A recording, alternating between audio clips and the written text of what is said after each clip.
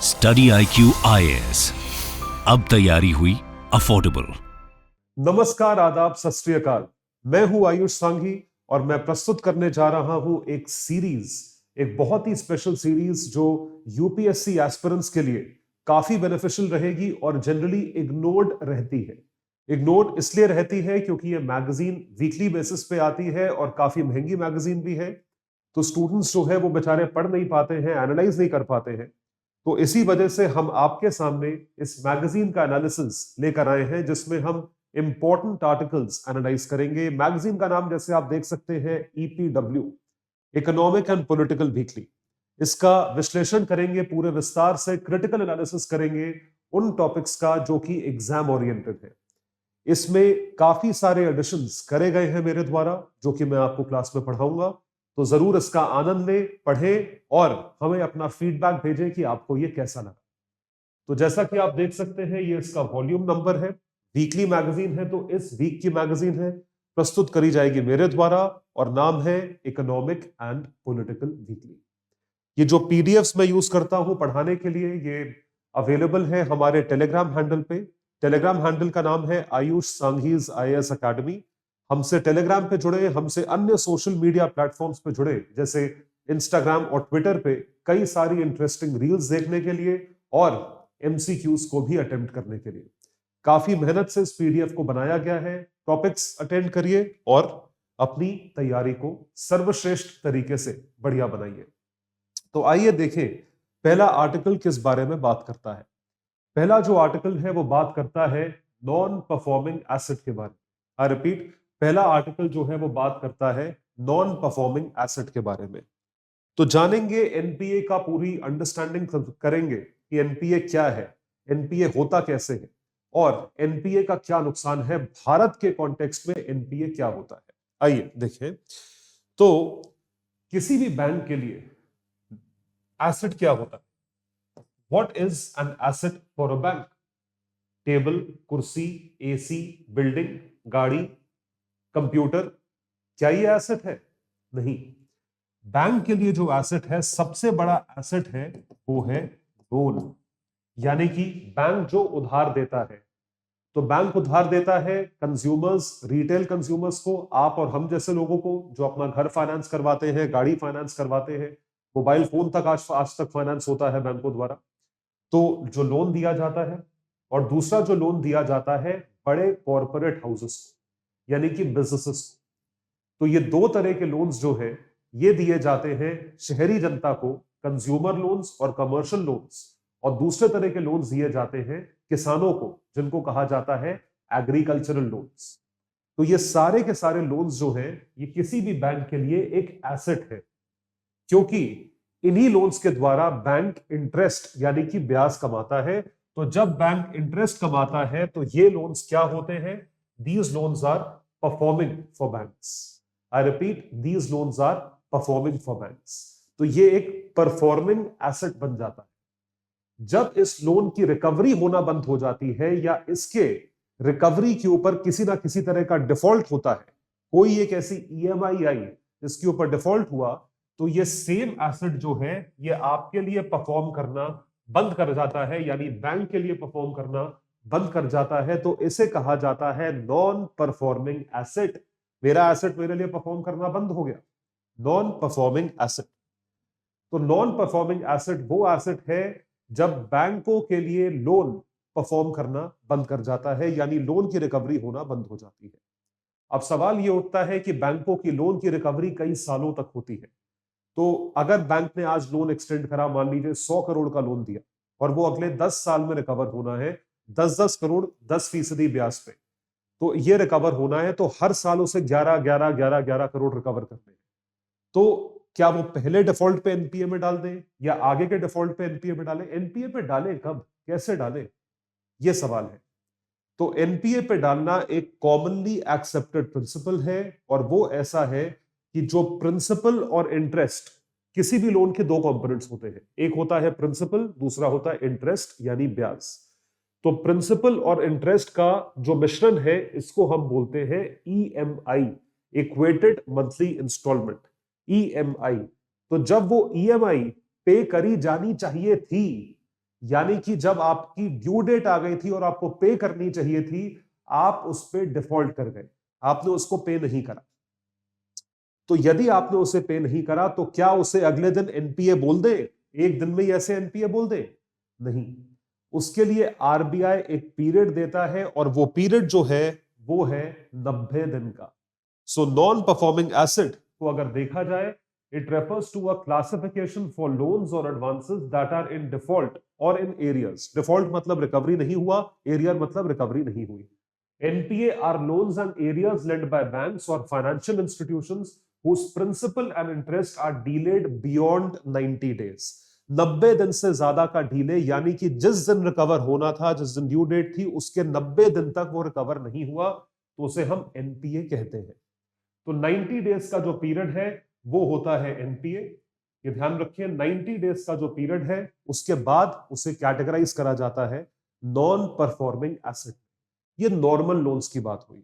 और अब बात अगर करें एग्रीकल्चरल लोन्स की, तो एग्रीकल्चरल लोन्स में जो एनपीए है वो होता है on the basis of short duration and long duration crop. तो शॉर्ट ड्यूरेशन मतलब छोटा ड्यूरेशन, मतलब एक सीजन का जो क्रॉप है, और लॉन्ग ड्यूरेशन मतलब शुगर केन जैसा क्रॉप जो बहुत लंबे अरसे तक ग्रो करता है। तो शॉर्ट ड्यूरेशन क्रॉप के लिए यदि बैंक ने लोन दिया है तो उसका एनपीए होता है 2 हार्वेस्ट सीजन्स तक। मतलब अगर आपको पैसे देने की एक ड्यू डेट थी, उसके बाद 2 सीजन निकल गए और आप पैसे नहीं दे पाए, तो वो agricultural loan short duration crop के लिए एनपीए कहलाया जाता है। सिमिलरली लॉन्ग ड्यूरेशन क्रॉप के लिए एक हार्वेस्ट सीजन होता है। अगर आप एक हार्वेस्ट सीजन तक ना दे पाए तो they are declared if the interest और इंस्टॉलमेंट और principal remain unpaid for 2 harvest season. ये होता है शॉर्ट ड्यूरेशन क्रॉप के लिए, और लॉन्ग ड्यूरेशन क्रॉप के लिए जो है वो होता है 1 हार्वेस्ट सीजन। एक हार्वेस्ट सीजन जो है इस तरीके से अप्लाई किया जाता है। तो आपको एक उदाहरण के तहत एग्जाम्पल के थ्रू मैं समझाने की कोशिश करता हूं। Commercial loan made on January 1st 2015, इस दिन को लोन दिया गया with repayment date of interest and principal amount on the 5th of every month. हर महीने की 5 तारीख को आपको एक ईएमआई पे करनी है। The firm stops it's repayment and Mrs it's repayments from January 2016। तो इस लोन की जो ड्यू डेट थी जनवरी के महीने में वो होगी 5 जनवरी 2016। तो 5 जनवरी 2016 को आपने अगर डेट मिस कर दी तो उसके बाद 3 महीने यानी कि 90 डेज काउंट होंगे उसका एनपीए होने तक। तो 90 डेज काउंट होते हैं एनपीए होने तक, ये बात जो है ये सामने आती है। तो एनपीए जो है वो एक बहुत ब्रॉड, एक अम्ब्रेला टर्म है, एक ब्रॉड टर्म है। हम बोलते हैं एनपीए हो गया, उसका क्या मतलब होता है, इसको डायसेक्ट करते हैं, इसका विश्लेषण करते हैं, इसको समझाते हैं आपको। ये इंटरेस्टिंग फैक्ट है। तो एनपीए तो ब्रॉड टर्म है, एनपीए के अंदर कई सारी टर्म्स आती हैं। जो जार्गन यूज होता है बैंकिंग फाइनेंस की भाषा में, इकोनॉमिक्स की भाषा में, वो चीज मैं आपको आज समझाने जा रहा हूं। तो एनपीए के तहत या एनपीए के अंतर्गत जब आप, मतलब मान लीजिए एक तो लोन की रिकवरी अच्छे से हो रही है, अगर लोन की रिकवरी अच्छे से हो रही है तो उस एसेट को बैंक के लिए स्टैंडर्ड एसेट कहा जाता है। अगर उस लोन की रिकवरी बंद हो जाती है तो उसको हम नाम देते हैं सब स्टैंडर्ड एसेट, मतलब वो कम स्टैंडर्ड है, सब स्टैंडर्ड एसेट। सब स्टैंडर्ड एसेट का मतलब यह हुआ कि हम ये देखने की कोशिश करते हैं कि वो किस तरीके से आगे चल के परफॉर्म करेगा। तो जब हमारे पास लोन की रिकवरी 90 दिन तक नहीं होती ड्यू डेट से, उसके बाद उसको सब स्टैंडर्ड कैटेगरी में डालने की व्यवस्था करी जाती है। कैसे, आइए देखते हैं। हमारे ही एग्जाम्पल के मुताबिक loan is classified as an NPA if there is no payment by 5 April 2016। Example में हमने क्या देखा था, 5 जनवरी को पे करना था, तो 3 महीने कैलकुलेट करिए, 5 अप्रैल। 5 अप्रैल के बाद if it is not repaid after that it is called a सब स्टैंडर्ड एसेट। अगर वो 90 दिन तक नहीं आया तो हमने उसे एनपीए बना दिया। लेकिन एनपीए में बनाया क्या, एनपीए में बनाया सब स्टैंडर्ड एसेट, उसको कहा गया सब स्टैंडर्ड। सब स्टैंडर्ड का मतलब है लोअर क्वालिटी, सब स्टैंडर्ड एसेट। इस चीज को बनाया गया 5 अप्रैल 2017 तक। अगर ये और 12 महीने रिकवर नहीं हुआ for another period of 12 months, तो इसे कहा जाता है डाउटफुल एसेट। आई रिपीट, इसे कहा जाता है डाउटफुल एसेट। यानी कि 5 अप्रैल 2017 के बाद भी अगर रिकवर नहीं हुआ तो उसे क्या बोलेंगे? डाउटफुल। डाउटफुल का मतलब है पता नहीं मिले या ना मिले, डाउटफुल एसेट, इसको डाउटफुल एसेट कहा जाता है। उसके बाद आता है तीसरा टर्म जो कि है लॉस एसेट। और अगर 5 अप्रैल 2017 से 5 अप्रैल 2018 तक भी रिकवर नहीं हुआ तो इसको कहा जाता है loss asset. It is considered uncollectible, मतलब ये रिकवर होने लायक है ही नहीं, आपके पास ये पैसा नहीं आएगा, ये पैसे पे आप डिफॉल्ट कर गए, it has been defaulted. Substandard asset, doubtful asset, loss asset. So when the bank decides it is no longer can recover this loan, it is classified as loss asset. I repeat, this is classified as loss asset. इसे loss asset कहा जाता है। तो standard asset का मतलब मेरी recovery ढंग से हो रही है, मेरी रिकवरी एक बार डिफॉल्ट हुआ और वो डिफॉल्ट 90 दिन तक रिकवर नहीं हुआ तो हमने उसे किस में डाल दिया? डाउटफुल एसेट में। और 12 महीने रिकवर नहीं हुआ तो उसको किस में डाल दिया? लॉस एसेट में।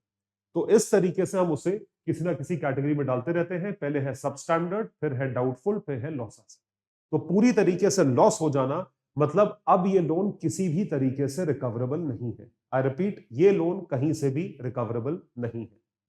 तो ट्रेंड क्या है एनपीए का? मतलब बाकी देशों के कंपैरिजन में भारत जो है वो एनपीए में कहां स्टैंड करता है? Where does India stand in terms of NPA? ये देखने वाली बात है, समझने वाली बात है। तो बाकी देश जहां पर 1%, 2%, 1% या 1 से 2% एनपीए पे ऑपरेट कर रहे हैं, 1-2% किस चीज का? अपने टोटल एसेट का, टोटल लोन का। मतलब अगर एक बैंक ने 1000 करोड़ का लोन दिया है तो उसको 10 करोड़ से कम का एनपीए है। उसी तरफ भारत जो है वो तकरीबन 7% एनपीए पे खड़ा है आज की डेट में। मतलब टोटल जो दिया गया है, टोटल एसेट्स है, उसका 7% अभी तक रिकवर नहीं हुआ है। उससे ज्यादा जरूरी चीज है यह समझना कि उस पर डिफॉल्ट करता कौन।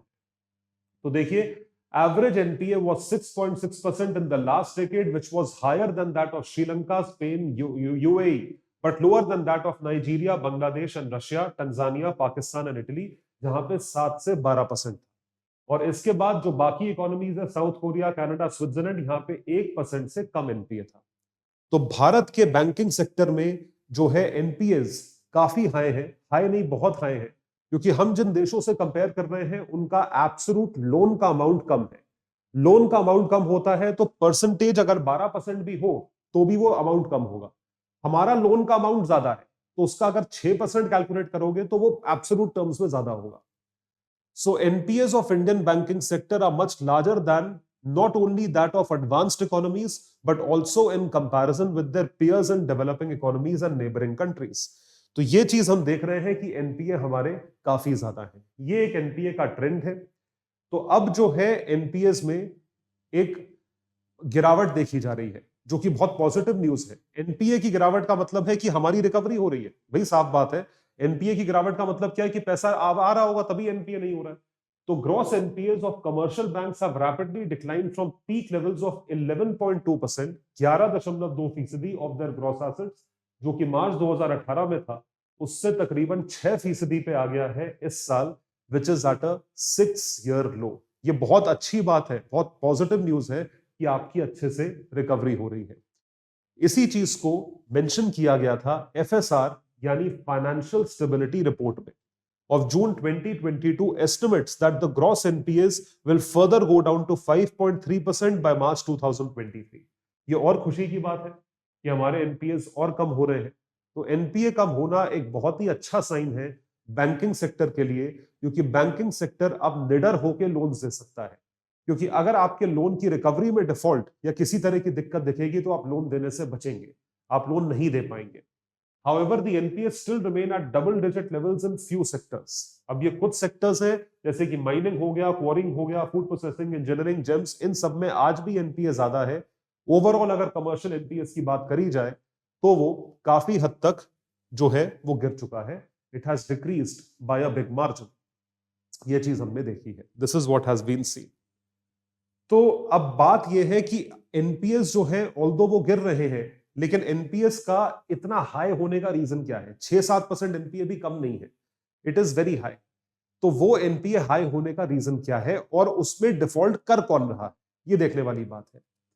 भाई देखिए, लोन्स दिए जाते हैं दो तरीके से। एक दिया जाता है कॉर्पोरेट हाउस को, जो कि बड़ी बड़ी कंपनीज होती हैं, और दूसरे दिया जाता है स्मॉल टिकट लोन्स, जैसे इंडिविजुअल्स जो 40-50 लाख, 1 करोड़, 2 करोड़ का लोन लेते हैं, वर्सेस जो 500,000, 5,000 करोड़ का लोन लेते हैं।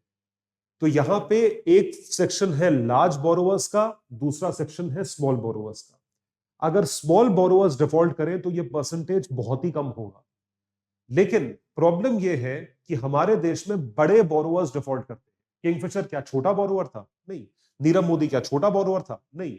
ऐसे ही तमाम बोरोवर्स, 100 से ऊपर डिफॉल्टर्स ऐसे हैं जो आज की डेट में यूके में सेफ हेवन बनाकर बैठे हैं, जिन्होंने भारतीय बैंकों के लोन पे डिफॉल्ट किया है। यानी कि अब लोन की भरपाई कहां से होगी? आपके हमारे दिए हुए पैसे से, टैक्स पेयर के पैसों से होगी।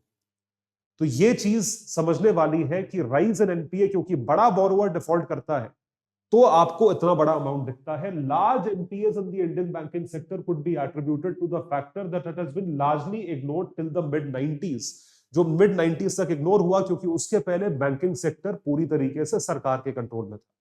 सरकारी एम्प्लॉइज को चिंता ही नहीं थी, लोन आए नहीं आए, हमारी सैलरी तो आ रही है, और अगर बैंक डिफॉल्ट कर रहा है या बैंक लॉसेस में जा रहा है तो सरकार उसको पैसे दे देगी, जैसे आज तक एयर इंडिया को देती आई है, वैसे बैंकिंग सेक्टर को दे देगी।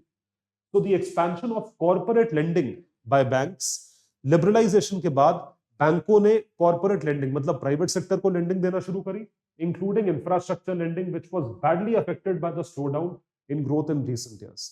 अब वो भी रिकवर, वो भी कहां से देखिए, अगर जेन्युइन डिफॉल्टर है कि मतलब लोन लिया और वो नहीं रीपे कर पा रहा है, तो वो भारत छोड़ के भागेगा नहीं, वो यहीं रहेगा, वो और चीजें गिरवी रखवाएगा, वो और टाइम मांगेगा, वो लोन को रीस्ट्रक्चर करवाएगा।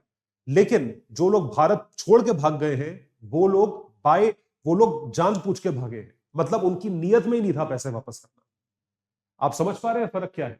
तो most recent estimate show that by large borrowers account for close to half of the loans provided. जो बड़े बोरोवर्स हैं वो डिफॉल्ट करते हैं। By scheduled commercial banks in March 2022 they accounted for almost 2/3 of the gross NPS.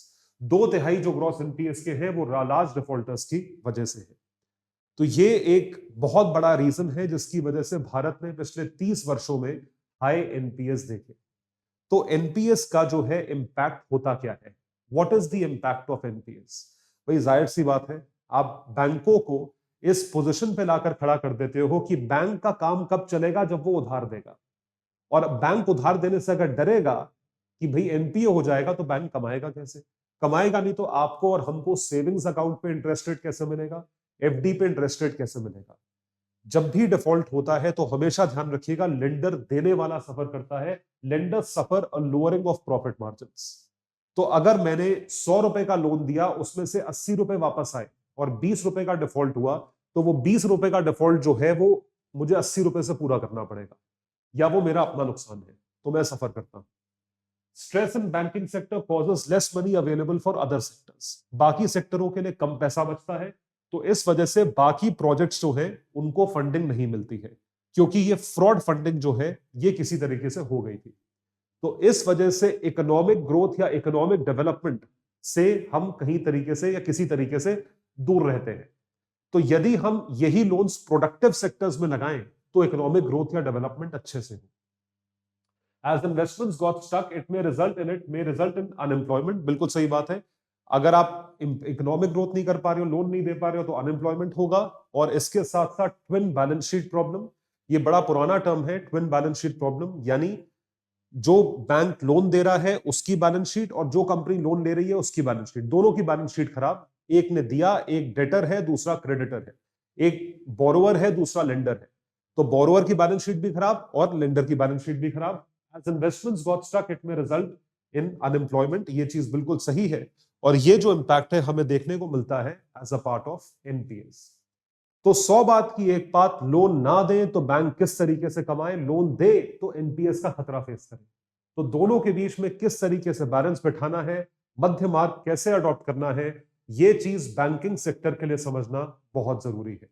इस वजह से बाज़ल norms, जो बाज़ल कमेटी की मीटिंग होती है स्विट्जरलैंड बाज़ल सब शहर में, वहां पे बाज़ल नॉर्म्स डिसाइड होते हैं, उनका एक्सेप्टेंस देशों के लिए बहुत जरूरी है, देश के सेंट्रल बैंक्स के लिए बहुत जरूरी है। So the fact remains that the large share of NPAs in Indian banking sector is caused by large borrowers and their poor recovery rates confer on them an undue advantage. तो उनके ऊपर एक undue advantage है. Consequently, burden of loan recoveries falls disproportionately on taxpayers. Way loan कहां से आएगा? विजय माल्या बाहर बैठा हुआ है, आपने उसके खिलाफ नॉन बेलेबल वारंट जारी कर दिया, ये कर दिया, वो कर दिया, दुनिया भर की चीजें कर दी. पैसा कहां है? पैसा कहां है ये बताइए. Where is the money? मैं क्या करूं? उसके खिलाफ वारंट है, वो बाहर बैठा है, हिंदुस्तान भी आ जाए, जेल में चला जाए, पैसा कहां है? पैसा कहां से लाओगे? टैक्सपेयर, आप और हमारा जो पैसा है वो दिया जाएगा. तो इससे मिलता जुलता एक जुड़ा हुआ एक एमसीक्यू है. इस एमसीक्यू को देखें और अपनी नॉलेज जो है वो अप्लाई करें. तो कहा यह जा रहा है, एग्जाम क्वेश्चन है, which of the following statements best describes the term scheme for sustainable structuring of stressed assets. Scheme है जो स्ट्रेस्ड का मतलब है एनपीए, स्ट्रेस्ड का मतलब है doubtful. For sustainable structure recently seen in news is Point A, it is a procedure for considering ecological cost of developmental schemes formulated by the government. क्या ये ecology से related है? It is a scheme of RBI for reworking the financial structure of big corporate entities facing genuine difficulties. Is it a disinvestment plan of the government? It is an important provision in IBC, insolvency and bankruptcy code. देखिए, ecological तो नहीं है, option A तो बिल्कुल गलत है. Disinvestment plan भी भारत का नहीं है. डिसइन्वेस्टमेंट प्लान स्ट्रेस्ड एसेट से कोई लेना देना नहीं है. डिसइन्वेस्टमेंट का मतलब अलग होता है बिल्कुल. IBC, insolvency and bankruptcy code, ये तब होता है यदि कोई इंस्टीट्यूशन या कोई भी बैंक पैसा देता है और वो पैसे को रिकवर नहीं कर पाता अपने बोरोवर से. और दूसरा है scheme of RBI for reworking financial structure. B और डी में से एक ऑप्शन है. जब हम स्ट्रेस एसेट्स की बात करते हैं, ये फाइनेंशियल स्ट्रक्चर को रीवर्क करता है. रीवर्क करने का मतलब यह है कि यदि आपका लोन अभी ड्यू है, इंस्टॉलमेंट अभी ड्यू है, आप 3 साल तक नहीं पे कर पा रहे हैं, या आप 3 साल हो गए अभी रीपे नहीं कर पा रहे हैं, तो आप और 3 साल में ना रीपे करके उसी चीज को 5 साल में रीपे कर दीजिएगा. फाइनेंशियल रीस्ट्रक्चरिंग कहा जाता है इसे. इस तरीके से काफी सारी चीजें आज की डेट में चलती है. अगर डिफॉल्टर जेन्युइन है, अगर जेन्युइन है तो बहुत कुछ हो सकता है. इसकी नीयत में खोट है, जैसे भागना ही है, तो फिर उसमें कुछ नहीं हो सकता. मेंस का एक क्वेश्चन है आपके सामने, how far can financial inclusion help in containing high level of NPS in India. Financial inclusion इसमें किस तरीके से असिस्ट करेगा? Substantiate your views with an example. तो ये प्री और मेंस का सवाल है. एनपीए टॉपिक था. अब आते हैं दूसरे टॉपिक पे, जो कि बात करेगा यूनिफाइड पेमेंट इंटरफेस यानी अडॉप्शन ऑफ यूपीआई पे. उससे पहले आप लोगों के लिए अनाउंसमेंट. जिस तरीके से हमने एनपीए डिस्कस करा है, एनपीए का कॉन्सेप्ट बैंकिंग सेक्टर में डिस्कस करा है, उसी तरीके से हम सारे के सारे कॉन्सेप्ट्स आप सभी के लिए लेकर आएंगे इस बहुत ही स्पेशल बैच में, जिसका नाम है SIP plus, success in prelims plus. SIP plus जो बैच है, उसमें सारी टॉप फैकल्टीज 200 घंटों से ऊपर एक लाइव टीचिंग करवा के आपको प्रीलिम्स का पूरा सिलेबस रिवाइज करवाएंगी. और आपका एग्जाम हमारा एग्जाम. अब आपको एग्जाम की चिंता करने की जरूरत नहीं है, क्योंकि उसकी सारी तैयारी का बेड़ा हमने अपने ऊपर ले रखा है. हम आपकी पूरी तैयारी इसमें करवाएंगे. इसी के साथ साथ आपको बुकलेट्स दी जाएंगी नोट्स के रूप में, जिससे आप रिवाइज कर सकते हो. हर क्लास के बाद आपको एमसीक्यू प्रैक्टिस करने के लिए दिए जाएंगे और फुल लेंथ टेस्ट भी दिए जाएंगे. तो इस चीज को ध्यान रखें, इसी चीज के साथ जुड़े और इसको सब्सक्राइब करें एक बहुत ही अफोर्डेबल प्राइस में, जो कि सिर्फ और सिर्फ 6,000 रुपए है. इट इज ओनली 6,000 रुपीज, जो कि आफ्टर डिस्काउंट है. और डिस्काउंट आपको तब मिलेगा जब आप कोड यूज करेंगे. कोड एक ही है, the code is Sanghi live. Sanghi live code है. आपको 6,000 रुपए में यही कोर्स उपलब्ध कराया जाएगा. सक्सेस इन प्रीलिम्स 19 दिसंबर से स्टार्ट हो रहा है, 19th ऑफ दिसंबर 7 PM. तो हम इसमें इकोनॉमिक्स पढ़ाने वाले हैं, उसी तरीके से टॉप फैकल्टीज बाकी के सब्जेक्ट्स इसमें पढ़ाएंगे. इसके साथ जरूर जुड़े. लिंक में जो है आपको डिस्क्रिप्शन में लिंक मिलेगा, उससे आप कोर्स को सब्सक्राइब कर सकते हैं. आइए यूपीआई पे आते हैं. UPI topic, unified payment interface. UPI आजकल बहुत मैसिवली यूज हो रहा है. तब करोड़ों ट्रांजैक्शंस रोज के हिसाब से यूपीआई के द्वारा होती हैं. ऐसा क्यों? यूपीआई में ऐसी क्या खास बात है जो इसको इस स्तर तक अडॉप्ट कर लिया गया है? लोगों के लिए क्या इतना कन्वीनियंट है यूपीआई? आइए जानते हैं यूपीआई के फायदे और यूपीआई क्या चीजें ऑफर करता है हमें. What does it offer? Unified payment interface. Unified payment interface, UPI जो है वो 3 चीजों पे चलता है। इसको आप ध्यान रखेंगे, TPT. I repeat, TPT, technology payment transfer. Technology payment transfer, 3 चीजों पे यूपीआई जो है वो चलता है। टेक्नोलॉजी यानी आप उसे कितनी इफेक्टिवली यूज करते हो ताकि आप एक अकाउंट से दूसरे अकाउंट तक पैसा ट्रांसफर कर सके। Instant real time payment system regulated by RBI. Instant होता है। इंस्टेंट होता है मतलब आपने करके कभी ना कभी देखा होगा, आपने क्यूआर कोड से स्कैन करा होगा, इंस्टेंटली दूसरे के फोन पे मैसेज आ जाता है और आपका डेबिट आ जाता है, दूसरे का क्रेडिट आ जाता है। ये जो है ये है टेक्नोलॉजी। रियल टाइम होता है तो पेमेंट इंस्टेंट होती है, immediate transaction from one bank to the other bank, it is payment. ये स्मार्टफोन के तहत पेमेंट हुई। और उसके बाद है ट्रांजैक्शन, जो कि आपको हाथों हाथ सेटल करनी पड़ती है, या किसी भी ट्रांजैक्शन के लिए जो है एक्सेप्टेबल है। किसी भी ट्रांजैक्शन के लिए एक्सेप्टेबल है। आज की डेट में तमाम ट्रांजैक्शंस देखिए किस तरीके से, ये देख सकते हैं आप, घरों के बिल, जितने तरीके के बिल है सारे यूपीआई के द्वारा। मनी ट्रांसफर करना है यूपीआई के द्वारा, कोड ले लीजिए, फोन नंबर ले लीजिए, जो भी लिंक है। क्रेडिट कार्ड बिल यूपीआई के द्वारा, शॉपिंग, लोन पेमेंट, कितनी सारी चीजें यूपीआई के थ्रू हो सकती है। ये सारी ट्रांजैक्शंस यूपीआई के द्वारा करी जाती है। सवाल उठता है क्यों करी जाती है? क्योंकि इसके कई सारे फायदे हैं।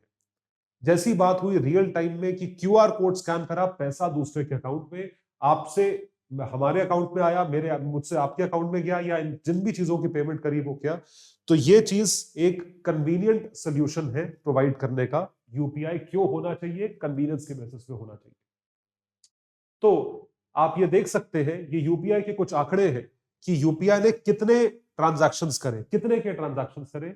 41 ट्रिलियन रुपीस पिछले साल, 41 ट्रिलियन रुपए का ट्रांजैक्शन जो है वो यूपीआई के द्वारा हुआ। Give and take, credit debit, totality इतना हुआ है। टोटल मिला के क्रेडिट कार्ड का शेयर जो है वो 2% से कम हो गया, जबकि पिछले साल जो था वो 18, जबकि यूपीआई का आप देख सकते हैं compare to 18% of UPI in retail digital payments. अब क्रेडिट कार्ड लोग कम यूज करते हैं। उसका रीजन ये है कि क्रेडिट कार्ड में फीस भी लगती है, 2% कमीशन चार्ज होता है। Taken over share of debit card, 68% of payment system transactions with over 5.4 billion transactions in March 2022। इतनी मैसिव ट्रांजैक्शंस जो है वो हो रही है, डेबिट कार्ड से को टेक ओवर कर लिया है। और यूपीआई 20 गुना बड़ा है इन terms of value of digital wallet. जो कई सारे वॉलेट्स होते हैं उससे कई बड़ा है। पेटीएम हो गया, भारत पे हो गया, फोन पे हो गया, उससे भी यूपीआई कई गुना बड़ा है। It is very very big. तो यूपीआई जो है, ये सारे के सारे ट्रेंड्स देखने को मिलते हैं जो कि हमें इस सवाल पे लाते हैं कि यूपीआई के फायदे क्या हैं, what are the benefits of UPI. तो यूपीआई का सबसे बड़ा फायदा है कन्वीनियंस। बहुत बड़ा फायदा है, हाथों हाथ चीज होती है, हमें कोई जरूरत नहीं है बैंक डिटेल ये सब चीजें मांगने की। वो यूपीआई आईडी लीजिए या क्यूआर कोड है वो लीजिए, उसके द्वारा पैसा आप ट्रांसफर करिए। Growth in number of smartphone users, ये एक बहुत बड़ा रीजन है कि नंबर ऑफ स्मार्टफोन यूजर्स बढ़ गए हैं। 750 मिलियन, 75 करोड़ स्मार्टफोन यूजर्स हैं भारत में। इतने सिम कार्ड होंगे उस हिसाब से ट्राई ने बताया है। As internet enabled phone users are increasing across all sections. तो जितने ज्यादा फोन उतने ही ज्यादा ऐप, और जितने ज्यादा ऐप उतना ही ज्यादा पेमेंट। तो एक सिंपल मैथ है जो कि हमने यहां से देखी। क्रॉस ऑपरेबिलिटी की कहीं से कहीं भी हो जाए, आप पेटीएम को भी यूपीआई से लिंक करा हुआ है, कहीं से लिंक करा हुआ है, किसी भी बैंक से किसी भी बैंक को लिंक करा हुआ है, यूपीआई को बैंक से लिंक करा हुआ है। So consumers can use UPI to make transaction from one PSP to another one. आप इजीली कर सकते हो। तो पेमेंट वॉलेट जो है, आप इसको अपने फायदे के लिए यूज कर सकते हो। यूपीआई यूज करना बहुत ही आसान है। मतलब कोई जिसको टेक्नोलॉजी नहीं भी पता, स्मार्टफोन यूज करना आता है, सब यूज करते हैं। मर्चेंट्स यूज करते हैं, आपकी दादी जी भी यूज कर सकती हैं, आपके पेरेंट्स भी यूज कर सकते हैं, हर इंसान यूज करता है, तो वाइडली एक्सेप्टेबल है। और आखिरी में ये जो है, आपको स्पेसिफिकली ये कोई कमीशन नहीं काटता है। जिस तरीके से क्रेडिट कार्ड में कमीशन काटी जाती है बैंक द्वारा, उस तरीके से यहां पे कमीशन नहीं काटी जाती है। तो ये एक बहुत बड़ा पॉइंट है जिसकी वजह से यूपीआई सूटेबल ऑप्शन है। तो इसी चीज को मद्देनजर रखते हुए हम देखते हैं कि यूपीआई के चैलेंजेस भी हो सकते हैं। चैलेंजेस एक्चुअली आपके हमारे स्तर पे कम, बैंकों के स्तर पे ज्यादा है। अगर मैंने आपको कुछ पैसा ट्रांसफर करा, आपके अकाउंट में इंस्टेंटली रिफ्लेक्ट होगा। लेकिन जब आप ये सोचे कि बैंकों के बीच में ट्रांजैक्शन कैसे हो रहा है, मतलब अगर एक बैंक से दूसरे बैंक में जाना है, वो चीज कैसे हो रही है, उसमें लगते हैं 5 से 7 दिन। उसमें टाइम लगता है। Internet bandwidth specially in rural areas, तो यहां पे इंटरनेट बैंडविड्थ कम है। डिलेड और फेल्ड ट्रांजैक्शंस, ये तो होता है कि ट्रांजैक्शन फेल हो गई, transaction due to slow internet speed किसी भी वजह से होगी। डेली ट्रांजैक्शन लिमिट जो है, ये भी एक चीज है जिसकी वजह से लोग पीछे हट सकते हैं। हालांकि जो मैक्सिमम ट्रांजैक्शंस करने वाले हैं वो छोटे वैल्यू के लोग होते हैं या छोटे वैल्यू के ट्रांजैक्शंस होते हैं। यूजर बेस जो है वो फ्रॉडस्टर्स की एक जगह बन सकती है, फ्रॉड करने वालों की। और उसके साथ साथ users who are not tech savvy can become a victim of cyber crime. यहां पे साइबर क्राइम भी हो सकता है। देखिए, याद रखिएगा, जब भी कोई सिस्टम बनाया जाता है या बनता है, उसके आसपास उसका इकोसिस्टम डेवलप हो जाता है कि वो किस तरीके से उसे बर्बाद कर सके या किस तरीके से उससे गलत फायदा उठाया जा सके, मिसलीड कैसे करें। ये सारी की सारी चीजें यहां पे आती हैं। All of these things come over here, तो इसको ध्यान रखें। यूपीआई एक बहुत ही इफेक्टिव सिस्टम है अगर उसे तरीके से यूज करा जाए तो advancement in technology and update in UPI as a platform can curb fraudulent cases, अगर आप उसमें एडवांसमेंट करें। नेवरदलेस एनपीसीआई जिसने यूपीआई बनाया है and RBI will have to pay special attention on security issues. देखिए, 100 बात की एक बात, जो भी आपने करा हो, किसी का पैसा नहीं खोना चाहिए, तो आप सिक्योरिटी उसकी प्रॉपर रखें, फ्रॉडस्टर्स को आप रोकें, बाकी हर चीज लोग सीख लेंगे। वो डेली ट्रांजैक्शन लिमिट भी मैनेज कर लेंगे, वो टेक savvy भी बन जाएंगे, लेकिन अपना पैसा बर्बाद होते हुए या जाते हुए कोई नहीं देखना चाहता। तो इस चीज को लेकर ध्यान रखें। और ये जो है, ये हमारा यूपीआई का सिस्टम है, पूरी दुनिया में सबसे एडवांस सिस्टम है, सबसे ज्यादा एक्सेप्टेबल सिस्टम है, और भारत उन चुनिंदा देशों में से है जो यूपीआई को कामयाबी के साथ चला पाया है। तो बाकी दुनिया जो है, बाकी देश जो है, वो भी इंडिया से यूपीआई की टेक्नोलॉजी मांग रही है। तो एक बहुत ही प्राउड मोमेंट है। ये थे हमारे ईपीडब्ल्यू 26 नवंबर के आर्टिकल्स। इसी तरीके से हम वीकली बेसिस पे ईपीडब्ल्यू के इंपॉर्टेंट आर्टिकल्स का एनालिसिस करेंगे। कमेंट सेक्शन में लिखकर जरूर बताइएगा कि आप और किस तरीके के आर्टिकल्स हम देखना चाहते हैं। अगर ईपीडब्ल्यू के कुछ स्पेसिफिक आर्टिकल्स का एनालिसिस आप करवाना चाहते हैं तो वो भी कमेंट सेक्शन में लिखकर बताइएगा। और ये जो पीडीएफ्स हैं, जैसा मैंने आपको बताया, मेरे टेलीग्राम हैंडल पे अवेलेबल है, वहां से जरूर डाउनलोड करें। Thank you so much everyone. Take care and keep studying, keep attending. All the best. Study IQ IAS, अब तैयारी हुई अफोर्डेबल।